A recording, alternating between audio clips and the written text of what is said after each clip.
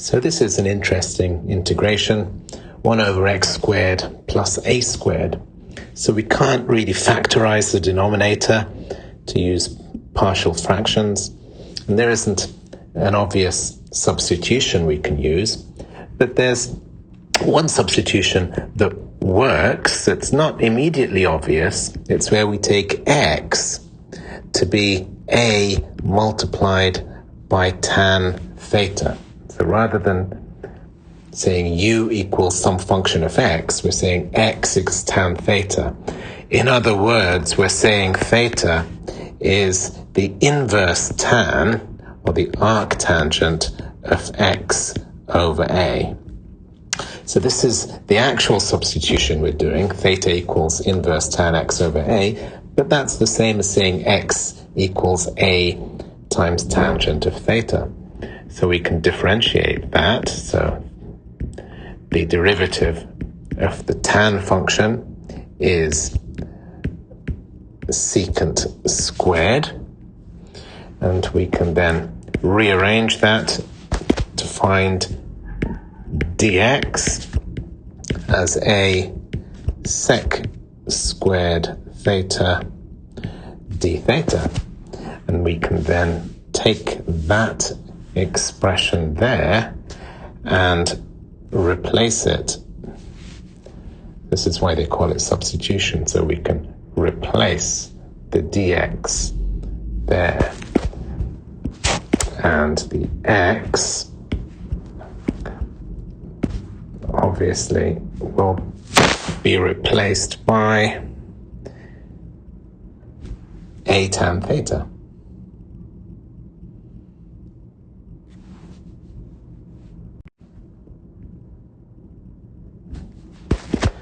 So we can now rewrite our integration as the integral of a secant squared theta d theta. So that's the dx. And in the denominator, we simply have x squared, which is a squared, or let's write it out as a tan theta squared plus a squared. That's our integration after substituting. So if we just show that this is actually just x. So now, if we simplify that, it actually boils down to a really simple integration, because you have a secant squared theta divided by a squared tan squared theta plus a squared d theta. And again, you can take a squared common in the denominator. So you've got a secant squared theta divided by a squared into tan squared theta plus 1 d theta, which is actually good news, because we know that tan squared plus 1 is equal to sec squared. Okay, and I'll remind you why we know that. We know that sine squared theta plus cosine squared theta is equal to 1. And if you were to divide both sides of that equation by cosine squared theta, that will give you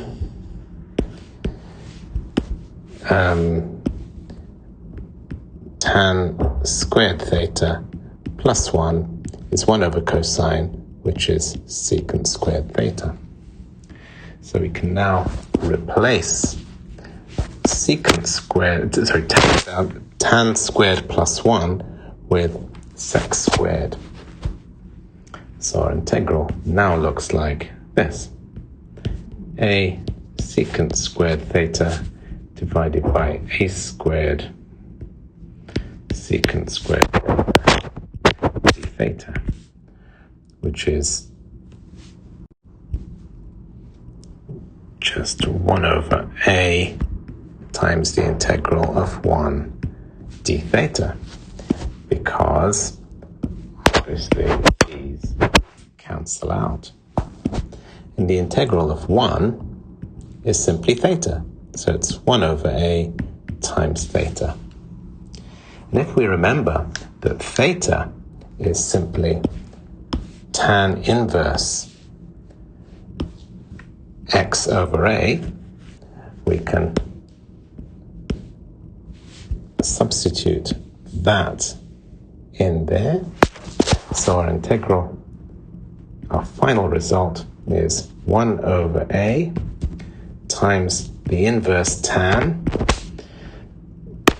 of x over a.